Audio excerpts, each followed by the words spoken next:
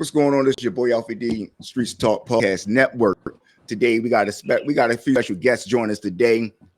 We have, matter of fact, instead of me go ahead and introduce everyone, it's a lot easier to let everyone tell you about themselves. So it is Sunday. Miss Stacy, can you hear me? Yeah, I can hear you. Oh, okay, and it's going to be ladies first. How you doing today? I'm good. How you doing today? I am Stacy, CEO, founder of Vision Solution LLC, also a business coach. So that's a little bit about me. All right. Next up is my man Anthony. All right, how y'all doing? I'm Anthony from the About That Wallet podcast. I'm actually call myself as a podcast host where we help people and actually really help you build strong financial behaviors.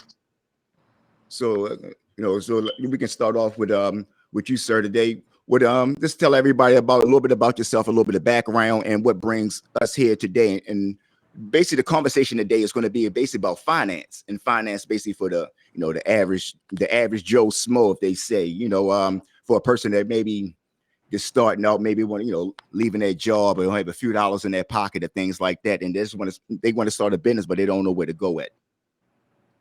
All right, so a little bit of background is that I've been doing podcasting for about coming up on 3 years, and my whole focus of this particular platform was to bring the everyday person to help them, that really help you, for those of you who are listening, to take you to that next level, regardless of what level that you are at this moment in time.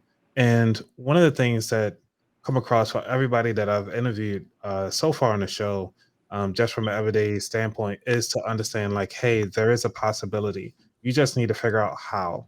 And one of the things is getting into that mindset that, yes, it is doable for me and my family. Yes, we deserve, not so much a deserve point, but yes, I have the ability to achieve what I really want in life and take those chances of doing that dream walk. And a lot of people fail to do the dream walk with their spouses, with their family, and even with themselves, just trying to figure out what is it that they want to achieve and then work backwards. And figure out how they can take it to the next level.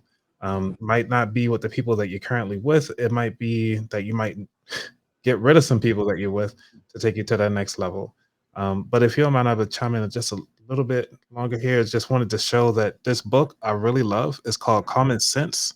It's a very thin book, so you should be able to finish this out so quickly. But it goes through just changing your mindset, understanding of paying yourself first, how to do time consistency, and ultimately make it a family tradition to take time out to understand money and taking yourself and your family to that next rung in the ladder. So I felt though, the reason why I brought you two guys on here today, because I felt as though it goes basically hand in hand. And before I introduce you, Stacy, is because to start off, you're just like like I said, average Joe Smo, and I figure out, all right, I want to start a business, and it's basically like, matter of fact, I'm cooking a pot of 15 bean soup right now. So it's just like the same thing, I had to go somewhere to go find the money. So once I got the money, I had to go to the store. Once I go to the store, I had to go buy all the ingredients, put all the ingredients inside the pot, and let the pot go ahead and simmer for a minute. It's not going to be ready right now, but it's going to take some time. So now I got everything together, I got all my money together, got my business started, got my LLC and everything, I might be doing a janitorial service or, anything, catering, things like that. So now I see my business may be moving a little slow, but I want to progress. I want to move a little bit faster. So the reason why, and that's one of the reasons why I brought you on here today, Stacey. So won't you tell everybody about yourself and exactly what do you do? So one thing that I want people is to, I'm echoing. Give me a Yeah, your phone is going out. Can you hear us? Can you hear me? Yeah, it's going out. It's just going in and out. It's a little choppy. It sounds like it's echoing. Can you hear me better now? Yeah, it's a little bit better. All right. If not, I'm gonna maybe grab some earplugs and see if that helps. Maybe. All right. So to answer your question, what I would tell anybody watching is to learn to use other people's money to scale their business. And when I say other people's money, what I is that once you get to a place in your life where you get your credit right, leverage your credit to scale your business. So let's say you have a 720 credit score and you just register LLC for the first time. You can go to a bank and easily get approved for a credit card. So now what you're doing is instead of you using your own capital, you're now using the bank's capital to be able to scale your business. Not only that, what I also teach people is when you get high level credit cards, how to max them out on the business side. So say I got a $20,000 credit card on my business, just from me registering my LLC, having pretty good personal credit and having a relationship with the bank. I go to the bank, I apply for a credit card. They give me a credit card for, let's say, 20,000. 0% interest for 12 months. So let me tell you what I'm gonna do. I'm gonna take the first $5,000. I'm gonna put that into account. I'm gonna set it on auto pay so they can pay the credit card back, and then I'm gonna take the other 20,000 and I can either buy a distressed property, wholesale it back to somebody, or if I have any type of business that I'm looking to invest in, I can take that money and invest in my business. Again, I have 12 months, 0 interest free, and then I'm gonna take some of their money and pay them back with their money while I'm generating revenue. So exactly. So to get to that, that point on, now, my credit score is like about, let's say, about the average person, maybe about 600, if you give it take. That's not even really, really, if you're thinking about it, that's not even like the average person, but my credit score is like about 600 or something. How would I be able to get my credit score to that way as though I can be able to go to the bank and get a loan? Because even though a lot of times, really, if your loan, if your credit about 700, it's still kind of hard to get a real loan, and depending on what bank you go to, or what kind of collateral and things like that you have. So what's the steps for me to take to get to that point where as though I can get my credit score actually kind of okay to be able to be considered for a loan? So a few steps that you take to get credit okay. Number one, you want to pull your credit.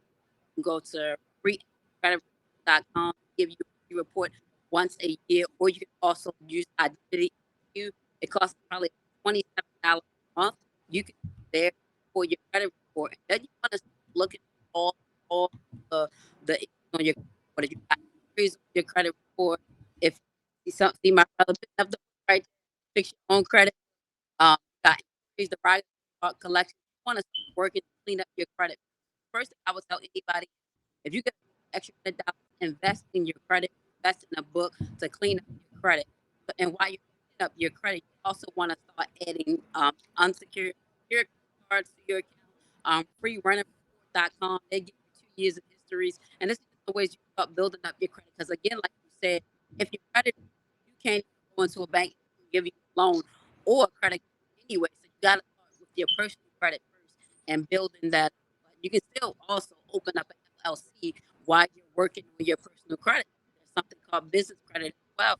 You can start working on building that up as well by vendor accounts, making sure you get your Duns and Brad, making sure that you have a website, an email address, right? These are some things steps you can take to start building up your business credit as well. But when it comes to personal credit, what I would say, either get a book to fix your credit. You just put one up. I have a book as well. It's out there that you can purchase, or you can do some Googling, but you want to clean up your credit first. But again, if you have a couple extra $100, be willing to invest in yourself, because your credit, once you learn how to leverage your credit, the game is a game changer. Is Stacy, that's some great information. It's coming in real choppy. So I want you to, we're going to shoot over to Anthony for a second, because I want you to come back to what you were saying, because what it was sounding like, it was some real great information, but it's coming in real choppy. Because all right, so I read your bio, Anthony, and so basically, like, me and you basically basically came up on the same path, kind of, sort of. So like for you and I, credit, not as good and things like that. We striving to try to get things a lot better. What was some of the steps that you took to better yourself financially? All right. So when I sent you a little bio, I have most of my listeners know that my credit score actually dropped down to 324. I didn't even know it could get that low. first off. I thought So mine was low in the 400s back there, so I feel a yeah, lot better now. they sent me a letter. They was like, "Yeah, we're gonna drop your credit score because, well, we're gonna drop you as a user because your credit score has gotten to 324." And I didn't even know. And one of the things that the very first thing I did was to freeze my credit report. The first thing that was the first thing I did.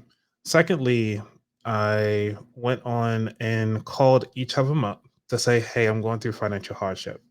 I cannot pay the minimum payment for any of these particular credit cards." Then they put me on a payment plan, and okay, and one of the things that once I had turned told them that I did not have the money to actually pay them on a monthly basis, they actually put me on a payment plan. That payment plan lasted for about 4 years, and that meant that I had to only pay them about $40 a month. With that $40 a month, I was able to go ahead on and start paying them the minimum, which is what they required, which is just the $40. And then I just paid that. But then I started listening to Dave Ramsey, and Dave Ramsey had this snowball method. I never heard of it, which means that you take the lowest payment down to the highest payment, regardless of the interest and so forth. So I started trying that out, and that worked out. Because what I did was instead of paying all this extra money to them, to the other credit cards, I took a big chunk and started paying off one credit card at a time. Even though I put them on a payment plan, I just started to save the money that I was going to pay the other credit cards to the lowest one and started knocking them out. Now, granted, doing it that way also told them that, hey, you're at a high risk. We're going to close out these credit cards. Once they paid off, they consider paid in full. But on your credit, it's going to be showed off that it's paid, that you closed it. And I was like, that's fine because I don't plan on buying anything anytime soon. Knowing that anything that's being reported as a hard hit on your credit will come off within about 2 years. Now that's only if they do hard pulls. And that's the reason why I froze my credit first because I did not want any hard pulls directly from the lender. So to make sure that also in case nobody else don't want to steal my low credit scores, I'm trying to build it up. Yeah, But I it's was a also a victim. trick too, as well, right? Can you Mm, guys hear me better? Yeah, yes, a lot that's better. better. Okay. So I got earplugs in. So it's also a trick as well. So I want to piggyback off what you said about inquiries, right? There's a game that you play in the credit repair business. So let's say I go out and let's say I'm looking for auto loan, right? And let's say I was denied that auto loan, and I know they did a hard pull on my credit. Technically, that hard pull should stay on my credit for 2 years, but I know the game. I'm real smart, so I'm not going to allow it to stay on my credit for 2 years. What I'm going to do, I'm going to call the credit report and say, hey, look, I'm sitting here looking at my credit report. I got an alert that I got an inquiry on my credit. I didn't allow it. That's fraud. Please remove that within 72 hours, right? Experian is one of the ones. They will move within 72 hours. Now, Equifax and TransUnion, they might say, okay, Stacey, I need an FTC report, right? So that's nothing but a fraud report. You will make a copy of that fraud report, and then you will pretty much mail that off to Experian, and you would also mail it to TransUnion. Within 30 days, those inquiries will be removed off your credit report. So again, there's games to play in the credit repair business industry that unfortunately a lot of people in our community don't know a lot of this stuff. There's no reason why inquiries have to stay on your credit unless it's an open account. If it's an open account, it has to stay there, and that's okay because it's attached to an open account. But if it's not attached to an open account, move them inquiries off your credit report. I just gave y'all some free game there on how to do it. You got to. It's nothing but a simple. It's a simple. It's simple as a call, and you saying, "Hey, I need to speak to the fraud department." Somebody get a phone. Hi, how you doing? I hope you're having a good day today. Right? You want to be real kind to them. And once you get to be kind to them, get them in your hand, you tell them what you want done. You will get some people on the phone that say they'll do it right away. Others they might give you a little bit of run. If you won't give me help, guess what? I'm gonna hang up and I'm gonna call back again and I'm gonna get to somebody else and I'm gonna do it again and I'm gonna do it and I'm gonna keep doing it until I see them increase removed off my credit report, Free game right as there, well as allegedly, derogatory marks. because everybody. If you think about it, the ones that have the money and things like that, how you think they got, they had to do things to get to where they was at, and they know exactly the games and how the game it rolls down the hill. But us as ordinary Joe, we don't know these games. And that's amazing. Right. And that's one of the amazing reasons why I have you two guys on here today. That's correct. I also have an ebook out there, How to Moving Crazy in 24 Hours as well. Exactly. So we're gonna matter of fact, we're gonna put all of that up on the website as well. So let's we're going to go back for a little bit, like we're saying about with the credit. So we're trying to, so now we're building our credit. We got our credit on up, and now we at maybe about 700, 720. I'm about to go to the bank, try to get a loan. I got a loan now. So I had a plan, but I really don't have a plan. I know I have this money, but I really don't know exactly what I want to do with it, because I want to take my business to the next level, but I don't know what I want to do to get my business to the next level. So what, Anthony, what can we do to get our business, back to the next level, and how can we keep our finances from pummeling down as well? All right.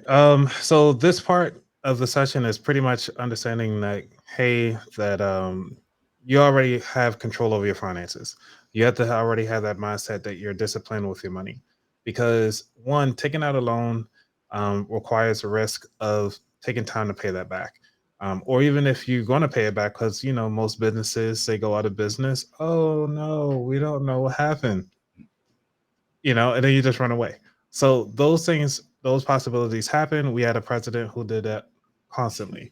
So keeping that in mind, that you already have the know-how and the behaviors, strong financial behaviors, that you don't feel like it's too risky, is one of the things I will ask you first on how big is the loan.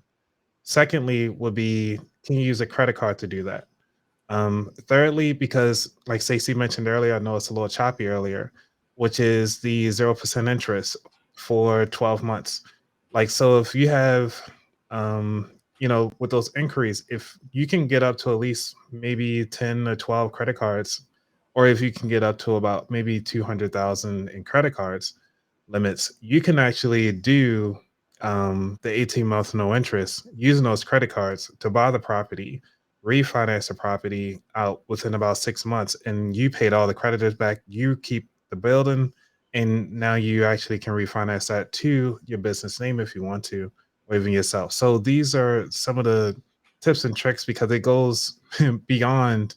That's why I said you just taking things to another level when you start incurring different risks, and the risk and the reward. I know, Stacey, you got a lot on that one, so I'm gonna let you take care of the rest. So the first thing that I would say for anybody who decide they're gonna get a loan, what I would tell you first of all is don't ever take a loan until you have a plan for it, because again, with loans, the interest rate can be a lot higher compared to a credit card. So what I would say for anybody who's trying to scale your business, do you have a business plan on how you're gonna scale your business, right? What does scaling look like to you? Is there a master plan in place? Once you get your plan in place and you think it makes sense, then I will go out and get the money. It's no purpose in getting the money if you're not going to do anything with the money, whether it's a loan or it's a credit card, let's say with um, 18-month interest free, right? So let's say you get into the 12th month and you still haven't had a plan for the money. You then waste 12 months of interest free. So again, what I would say for anybody when it comes to being financially fit, you want to make sure, number one, that you have a business plan. Sit down with a consultant, sit down with somebody who can help you get an idea of where you want to take your business at and how to get there. There's so many different businesses out here, but the question is, how do I get to that next level, right? It's like, how do I get to that next level in business? Like with my business, I have government contracting business, right? So what I do is I sell services to the government, right? And I know this year I thought I was going to scale my business to having I want at least about 45 employees by the end of the year. So for me, I already know what that takes. That means I got to show up at seminars. That means I got to keep showing up at podcasts. I got to keep showing up, because that's how I'm going to scale. And I got to build networks of subcontracting opportunities. I have 3 new ones this year so far. I got to continue to build relationships, because when I build relationships, that's how my business scales for me. But everybody's business is different. So again, having a business plan in place, having that projection of financially, whether you see your business growing, would help you get an understanding of what you need to get done and how much money you're going to need. But for me, I wouldn't take no money until I know what I'm going to do with the money. Because again, you have to pay that money back. It's not free. Exactly. And can I piggyback on that? Because one of the things is, it goes back to what you said, putting things in the pot, you getting your ingredients. I try to use this scenario as, most people won't go to the grocery store until they, like, when you're trying to build a pie, you don't even know. Um, you can just buy all these ingredients, but if your goal is to make a pie, then you go out and get you know what to do with the crust. You know what you're going to do with the filling. If you're going to use apples, if you're going to use peaches or whatever. So, when you see people when they go get a new job and then next thing you know, they broke, it's because they don't know what to do with this new finances that they just accrued because they don't have a plan for it. I just love what Stacey said there. And I just wanted to add on for us a different scenario that um, when you think about it in the day-to-day activities like making dinner or making a pie. That's all. Exactly, and it is great that you touched on that, because a lot of people, you're thinking about, you have this money and you just want to jump out there. Oh man, I got $100,000 loan. I'm gonna go out there and be fly. I'm gonna go just jump out and do this and jump into this business, and you didn't have a plan. And you, like you say, you have to have, got to figure out. You can't just be on the fly, because 18 months will go by just like that. So within the 18 months, you should have been already thinking about the 18 months, maybe a year ago or 2 years ago or something like that. Three moves ahead. But what give you this, what give you those, that mindset and that steps for you to take these, I'm just going to go take that next step and just go ahead on and work on my credit and try to get a business and things like that. So what took you, what happened for you to say, man, I'm just tired, I don't want, keep on working from my 9 to 5, getting that, average dollar and things like that. I want to work on my credit, work on myself, and try to be, better my life and for my kids and things like that. So, what was it for you? For me, is that I was just tired of being broke. Because one, I was already there you go. Interview gone. We gone. That's it. People go out for lunch, and I was like, man, I would like to go out for lunch too. But it came around to, and I was already driving for a long period of time, and at that time frame, when I was in a relationship for almost 6 years, so I was feeding a household of 5 people, and I was the only person that really had to go to work. And so feeding a household of 5 was not cheap. So I had to do a lot of couponing. So I had to master couponing pretty much, master how the paychecks were coming in. But doing so, I was still just over broke. So one of the things that I wanted to start doing was to maximize my job, see what opportunities were out there as far as education, understanding what does it take for me to get more money with the current job that I have, doing my best at the job. Because once I understood that, like Stacey said, when she got her contractors coming in, you have to understand that when a business is looking for a person, that they understand that they are going to get 3 times the amount that they're going to pay this employee. For a perfect example, if somebody coming in, they're going to pay them $40,000. They already know, the employer or the person that's doing the hiring know that we can charge the government or whatever entity 120,000, because you have to think about it from a business perspective. They already did the recruiting. They have to do all the money for the advertising. They have to take care of the health insurance and so forth on that particular employee. So it is worth 3 times that amount. It makes a perfect sense. But once I understood that, I was like, cool, let me milk as much as I can. Let me figure out how the ins and outs, what is my competition in this particular business. And then when I go to the supervisor and say, hey, I'm doing X, Y, and Z, I need to be to this next level. And they said that, well, we can't, whatever. I was like, cool, no worries. I'll go to another person. And that's how most of my evaluations were going during that time frame. And still to today, I still work a 9 to 5. I just do this as a part-time because I love talking finances. So this is great. I mean, and that's one thing. And I love to talk to people with finances. What's so funny is some of the financial information that I got was from people that I would least expect that will give me financial advice, like gentlemen, guys on work, on the job, and things like that. A lot of older gentlemen, a lot of people that don't look like you and I.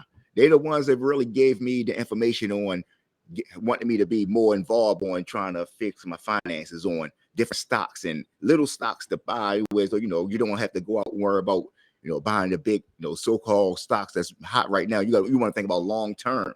What's going to pay off down the line, 10, 15 years down the line, that you're not you're not going to lose a lot of money on. That's going to be steady, that you're going to have a return on. So things like that. So so let's back up a little bit more on.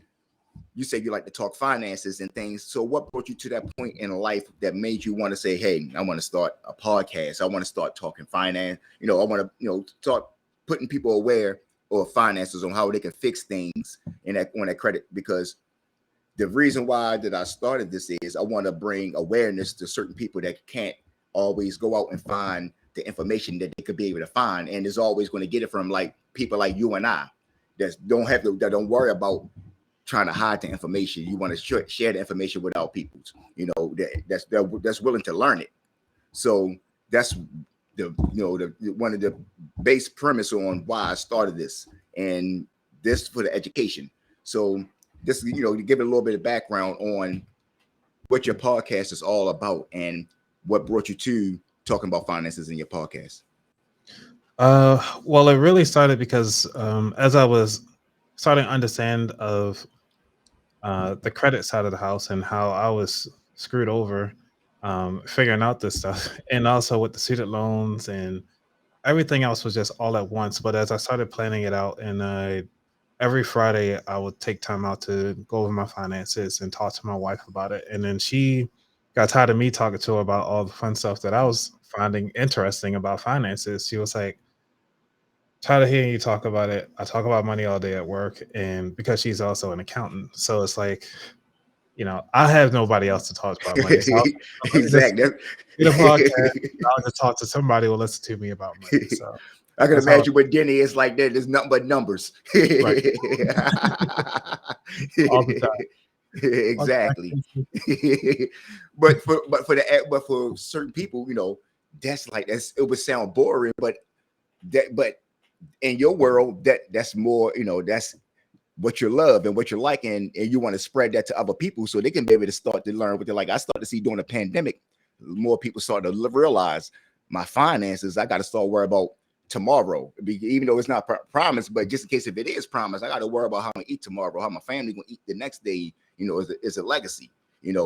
Financial. You want to talk about stability and things like that, and you want to start worrying about that. And it usually don't hit around. I don't think really hits a person until they get older in life.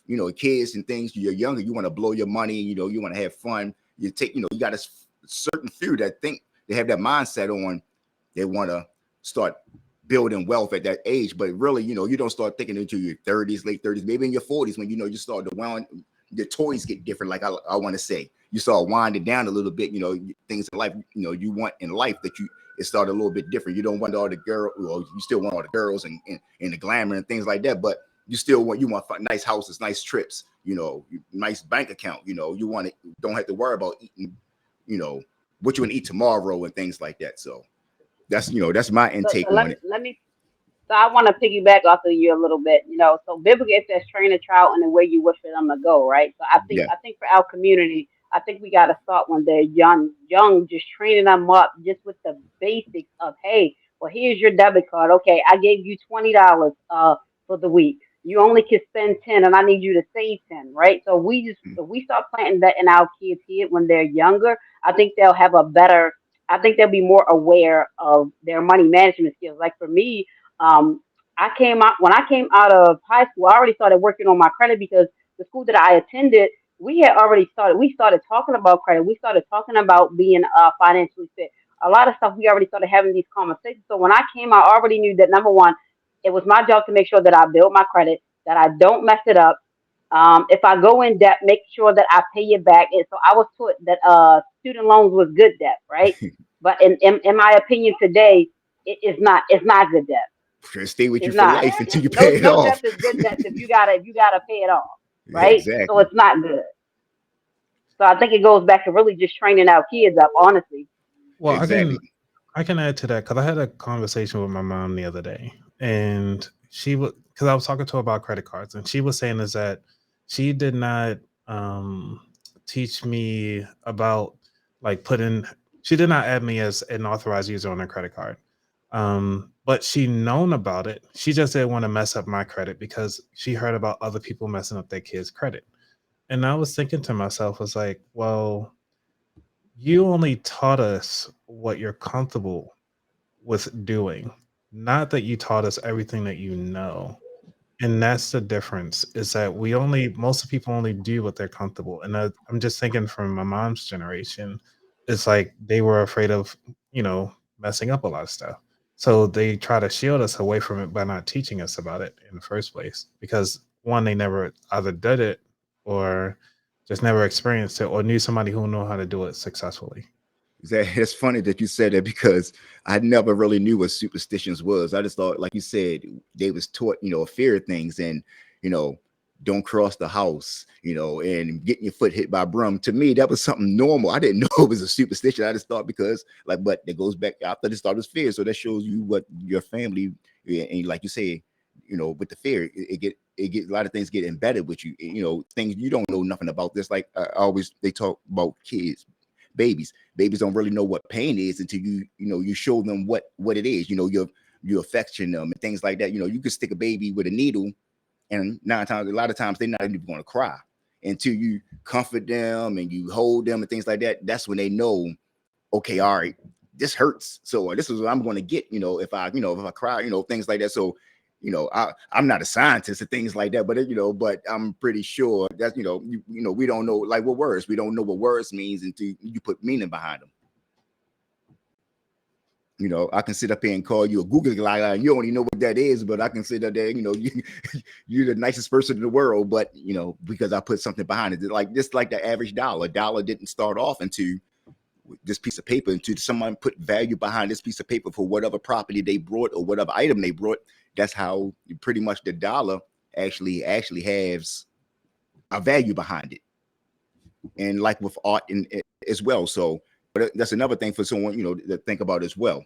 So going back to you as well. So and another thing that on your podcast that y'all talk about is you talk about the everyday life, and with I listened to one of the podcasts, your first one, and you was talking about how you got started, and like you said, with the struggles and things like that. And so like with me, the same way, like even with like the struggle with my credit, the first time I actually got a credit card, I think it was for a store called Eddie. I ain't gonna say the last name, but I got a credit card with them, and I was like 18. I went out and it was right before Easter. Went out and brought all these clothes. It was like $300 credit card. Went out and brought all these clothes and everything, not paying attention, and bang, gets on the credit, not paying attention. Oh, I start working at I think Heck Company. Every employee get a credit card, get all this. I'm having fun with the credit card, not knowing I'm gonna pay for that 10 years down the line. Next like my friend, I got a buddy of mine. He believes in paying with cash. He don't like, oh, I don't need no credit. I'd rather pay this long as I can be able to pay for this or whatever. But when you can't buy $100,000 home, $200,000 home with cash without having that. Talk about where that cash came from. So you got to start working. Your mindset got to be different. You got to start working on your credit and how to build wealth for your family.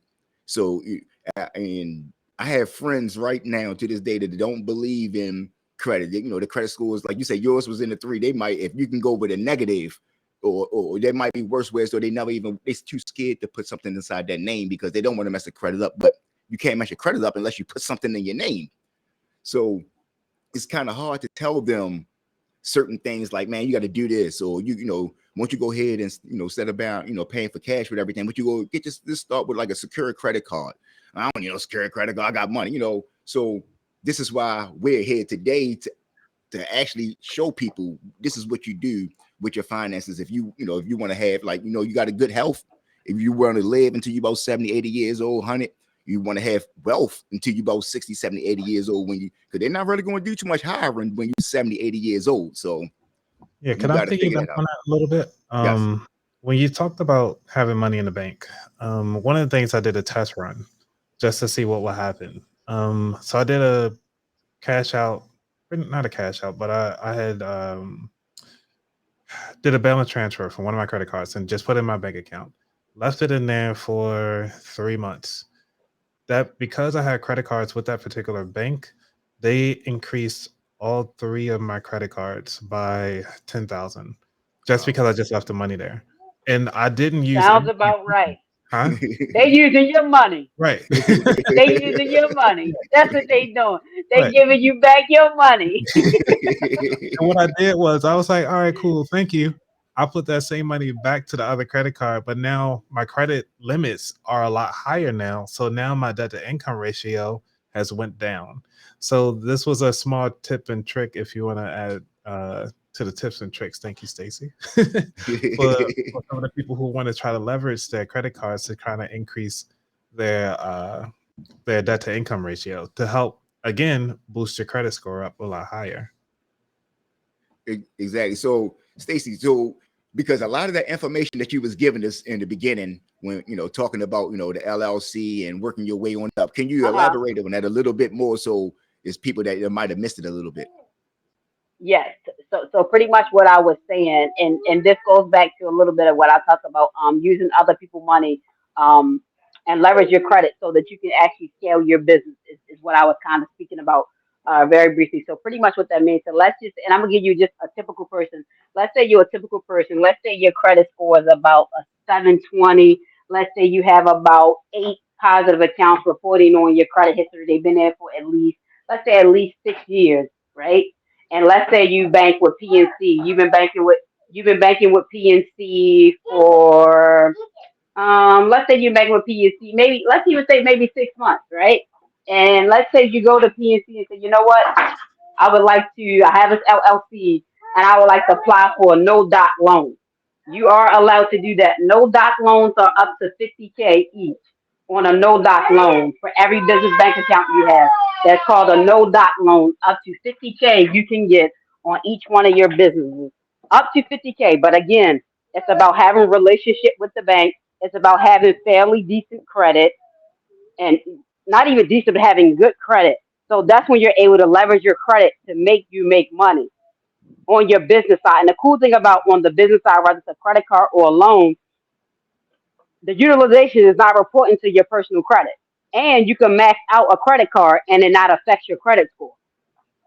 So that's the plus about building business credit and starting a business. There's so much power in having an LLC. Even if you let your LLC sit for years and never do anything with it, that's called a seasoned LLC. You could sell an LLC to somebody else and they're going to buy it because it's an age corporation. Banks want to see that. They want to see, oh, you've been in business this long? They want to see that. It's so there were some tips that I was given before. I still got like 2 LLCs that's still sitting out there that I haven't used in maybe about 4 or 5 years that I haven't thought about that. But I'm glad to hear you say that. So if you haven't used them in 4 or 5 years and your credit is decent, guess what I would be going?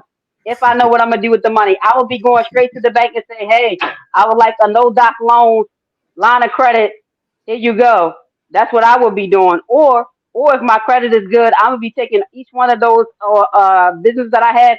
I'm gonna be applying for credit cards. That's what I'm gonna be doing. But there's power in having an LLC because you guys talk about generational wealth, right? So I'm gonna tell you that this is what I believe with generational wealth. The only way that you can actually fully lead generational wealth is if you own real estate. Real estate is the true way for generational wealth. Any of these big people in the industry, all of them own real estate.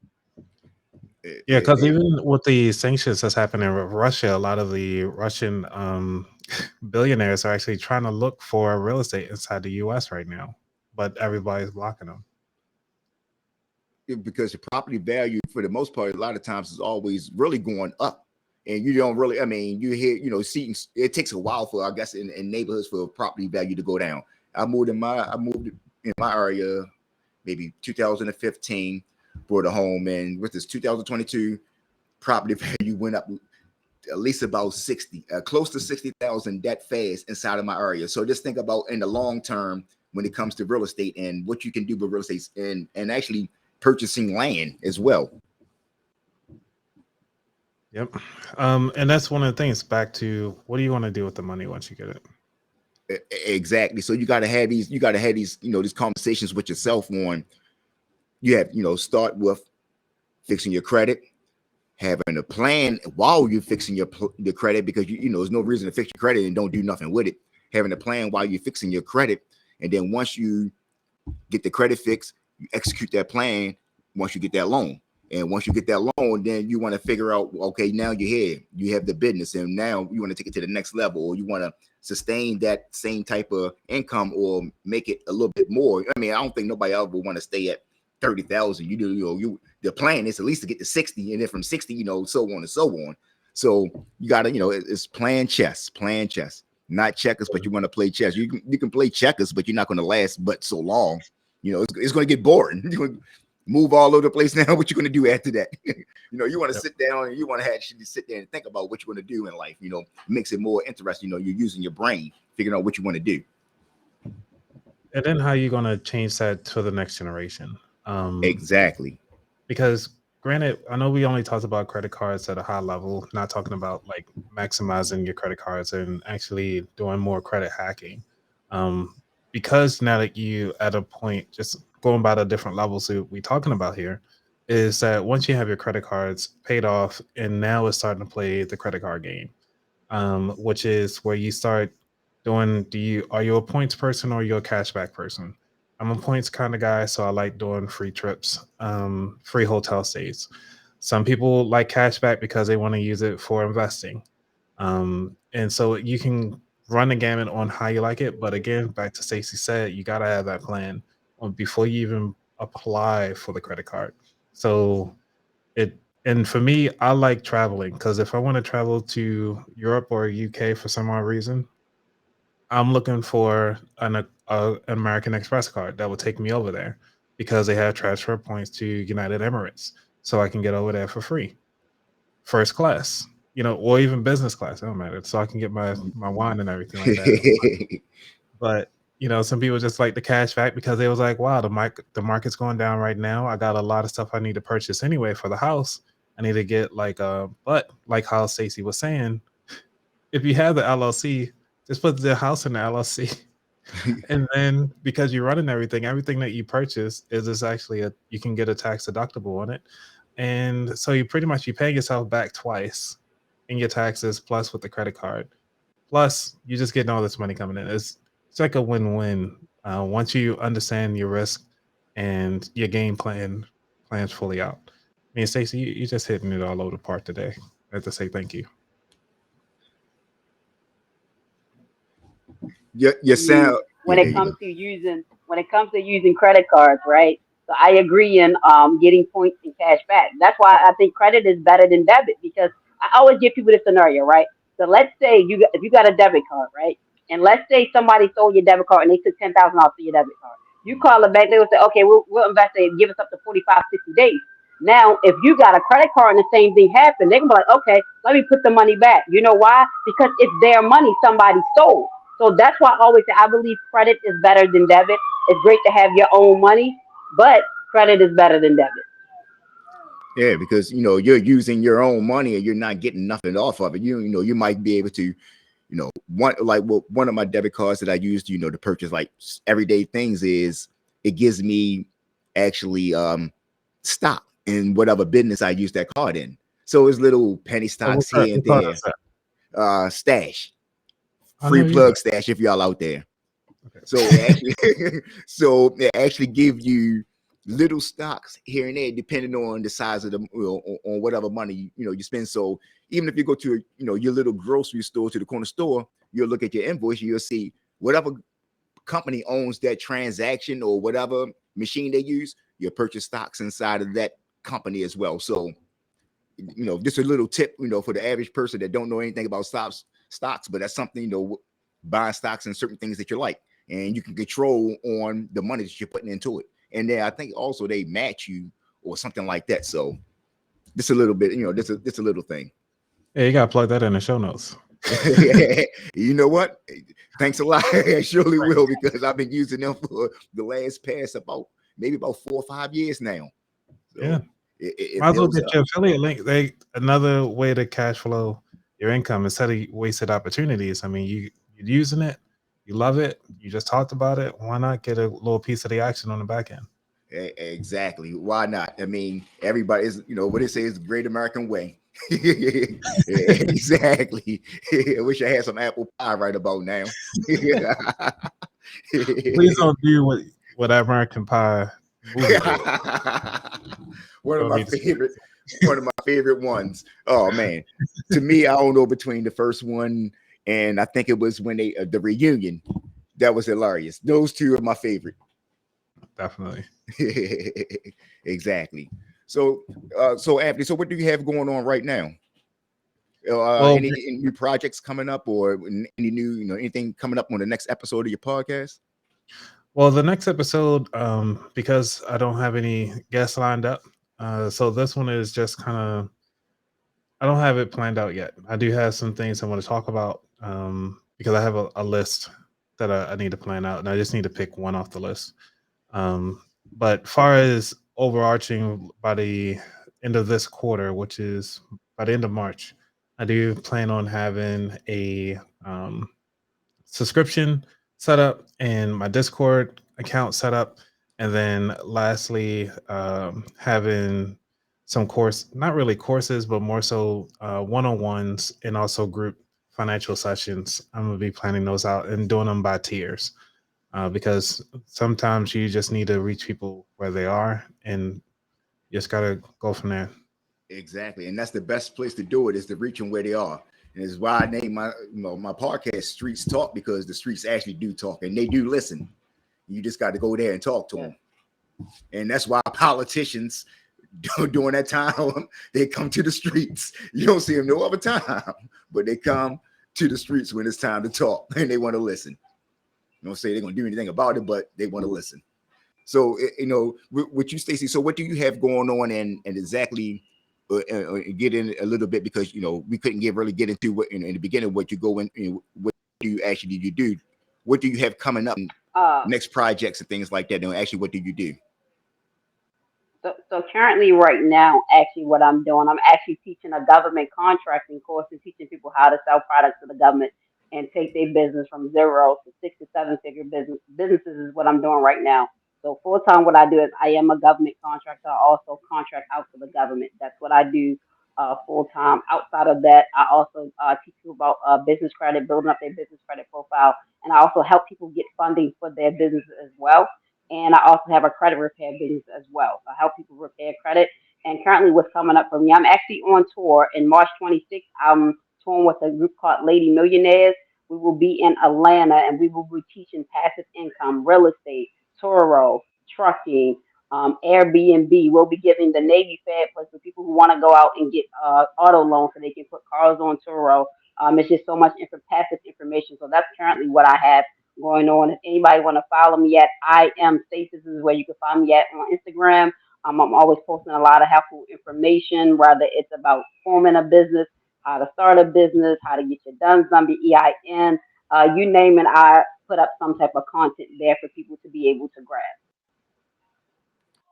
And that's a great reason why I have you, because I talk about numbers, and once you finish get tired of talking those numbers, you know what to do with those numbers. So that's a great reason why you need to be tuning in right now. And hopefully we gain, because this is some great information, and to see you guys, when you start talking your numbers and you start talking about the contracts, the way your guys' eyes light up is like like kids in the candy store. Oh yeah, I mean the next podcast, actually, you bring it back on, I'll actually talk about government contracting and what a little bit of what that looks like, what that is. How do you get into that industry? I can actually disclose that in another podcast as well. Yep, we can actually do that. So I can actually, once we leave out here, Anthony, I'll put a link up on the website and on the page, to your podcast. Stacey, I'll actually put a link up and also on the website, for your next event or what have you. You just guys just hit me up and let me know, and I'll get the word out there for you guys. And that's the best way to do it, is the network and get the word out, because a lot of people here need to hear this stuff. We need to hear, we need to hear this. Is your network. Definitely. Exactly. Network is your network. You gotta get in the room. That is so. You gotta get in the room. Yeah. Because I actually gotta get in the room. I do Wednesday. While at Wednesdays, I just started that up, so I thought that would be pretty cool. Well, I make drinks at the half-hour mark. We just start making some drinks, and we just have a fun time. Okay. If you want to come through. And just, basically shoot the ball. So exactly. So man, say that one more time. We leave Stacey.